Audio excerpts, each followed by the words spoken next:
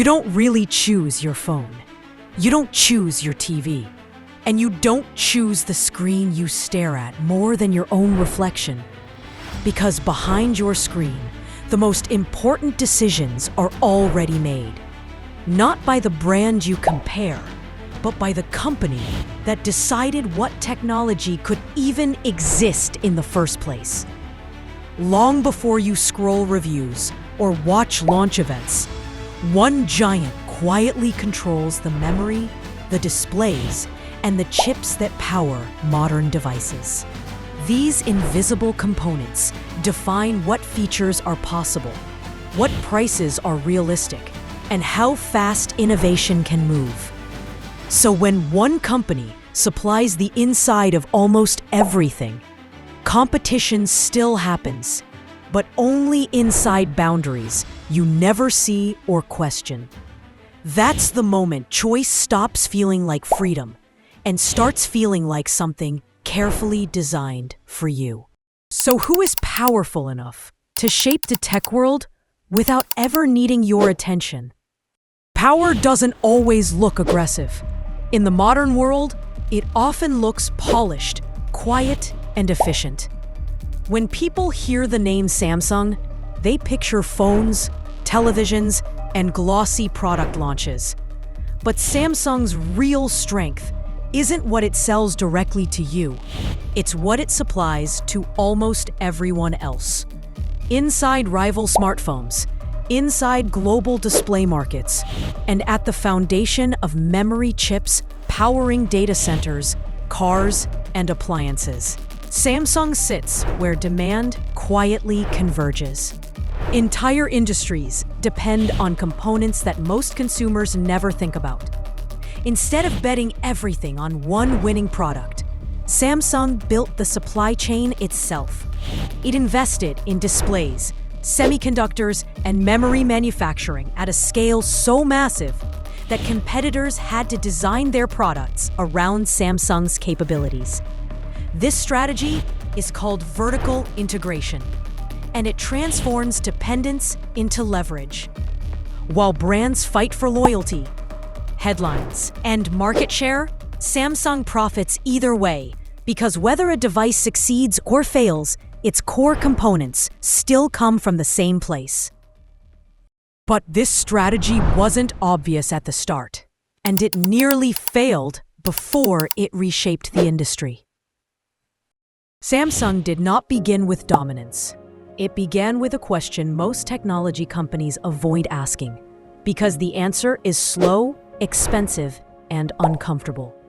What if winning did not mean outselling competitors, but supplying them? In the early stages of the global tech race, most companies chased visibility. They focused on branding, software, and consumer loyalty, because those wins were immediate and measurable. Samsung chose a different path. It invested in factories, fabrication plants, and manufacturing knowledge that takes decades to develop and billions to maintain. This meant massive upfront costs, slower returns, and long periods where the payoff was invisible to outsiders. At the time, this looked inefficient, even risky. But this patience unlocked something rare. While others optimized what technology looked like, Samsung mastered how technology is physically made, how displays are produced at scale, how memory is stacked and stabilized, how chips can be manufactured reliably, year after year, without failure. Once you control those physical realities, prediction becomes less important. You do not need to guess which product will win. You simply supply whoever gets there first. This is where Samsung's power begins to feel different from typical tech success. It does not depend on taste, trends, or hype cycles. It depends on infrastructure that competitors cannot quickly replicate. And here is the human mirror. You feel this tension too. You are told to move fast, adapt constantly, and chase visible wins. But the systems that truly last are built slowly, quietly, and with discipline. Samsung chose patience over applause. And that choice quietly rewired the balance of power.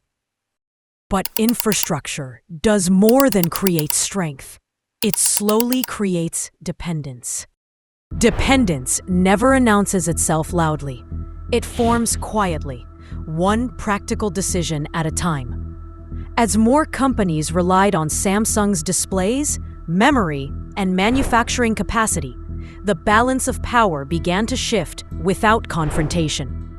Phone makers, appliance brands, and even direct competitors adjusted their plans around Samsung's production timelines and technical limits. Samsung never needed to threaten anyone. It did not demand exclusivity or public loyalty. Its influence came from a simpler reality. Switching away was expensive, slow, and dangerous. If a display supplier failed at scale, product launches stalled. If memory supply tightened, entire product lines slowed down. If manufacturing quality dipped, billions of dollars vanished almost instantly. So companies adapted. Roadmaps bent. Designs were compromised. Not because Samsung forced compliance, but because the system made alternatives painful. This is where the story becomes personal. You experience the same dynamic in your own life. You rely on tools, platforms, and systems you did not consciously choose because leaving them would cost too much time, money, or uncertainty. What begins as convenience slowly becomes dependency. Samsung did not invent this mechanism. It mastered it. By positioning itself at the center of production, Samsung transformed reliability into leverage. Neutrality became power. Consistency became control. And the more dependable the system appeared, the harder it became to imagine life without it. The real turning point arrived when this invisible power faced its first serious test. For years, Samsung's system appeared almost unbreakable. Its scale created efficiency, reliability, and quiet confidence across the global tech industry. But power built on scale is tested differently than power built on speed. The turning point came when the same scale that created control began creating pressure. Global chip shortages exposed how tightly the world had bound itself to a small number of manufacturers. Supply chains that once felt invisible suddenly became headlines. Production delays rippled outward, slowing phones, cars, appliances, and entire industrial sectors at once. For the first time, Samsung's position was no longer abstract. It became tangible. When production slowed, entire ecosystems felt the impact simultaneously. Product launches were postponed. Assembly lines stalled. Prices rose, not because demand increased, but because supply could not move fast enough. This was the moment the illusion collapsed. The tech world realized something uncomfortable. Innovation does not move at the speed of ideas. It moves at the speed of factories. Samsung was no longer just participating in the industry. It was setting the pace. That realization triggered a shift. Governments began paying closer attention to manufacturing concentration. Competitors started rethinking how much dependence was acceptable. Supply chains that once optimized purely for efficiency now faced questions of resilience and risk. Samsung, too, felt the tension. The more essential it became, the more exposed it was to scrutiny. Success attracted pressure. Stability attracted responsibility. The very system that had insulated Samsung from competition now placed it at the center of global concern. Being indispensable was no longer just an advantage. It was a liability that required careful balance. And this is the deeper truth most people miss. Power does not disappear when it is revealed, but it does change shape. Samsung's dominance entered a new phase, one where control required restraint and scale demanded accountability. So what happens when being indispensable starts creating risk instead of security? Samsung's story reveals a rule that most people overlook when they think about power. Control does not come from owning the spotlight. It comes from owning what others cannot easily replace. Vertical integration is not about doing everything yourself. It is about deciding which layers of a system must never leave your hands, even when outsourcing looks faster or cheaper in the short term. Samsung accepted slower recognition in exchange for long-term leverage. It chose factories over hype, capacity over applause, and patience over speed. Those choices insulated it from sudden shifts in taste and protected it from competitors chasing faster wins. The same logic applies outside technology. In your own life, the strongest position is rarely the most visible one. It is the role people depend on without questioning, the skill that quietly supports everything else, or the system that keeps working even when attention moves elsewhere. When you build something that others rely on, competition changes. You stop racing for approval and start benefiting from structure. Your value becomes harder to ignore and harder to replace. Samsung did not win by being louder or more exciting. It won by becoming unavoidable. That is the difference between chasing influence and building it. And this system did not stop with Samsung. It quietly reshaped your future, too.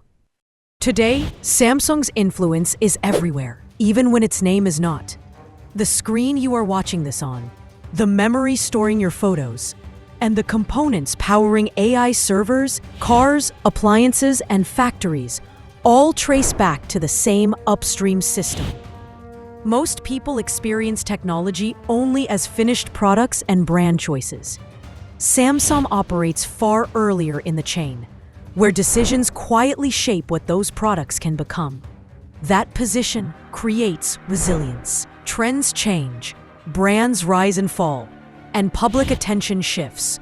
But the demand for screens, memory, and manufacturing capacity continues to compound. As the world accelerates into artificial intelligence, automation, and digital infrastructure, the companies that control production layers gain disproportionate influence, not because they predict the future better, but because every future still needs to be built. Once you see this pattern, your relationship with technology changes. You stop asking which device is newest and start asking who controls the layers underneath progress itself. That awareness is not about fear. It is about clarity. And once you recognize this structure, you begin noticing it far beyond technology. If you have stayed this long, you already sense the pattern behind your screen. Every empire we rely on hides a system like this, quiet, structural, and far more powerful than it appears on the surface. At RINH Wealth, we do not chase headlines or trends. We decode the layers beneath them, so you can understand how power is actually built. This channel is not about brands. It is about learning how systems work, so control never feels confusing again. Subscribe, because every episode reveals another hidden rule shaping your world. And the next time you pick up a device, remember this story. What looks simple on the surface is almost always powered by something far bigger underneath. The next empire we decode controls something even closer to your life.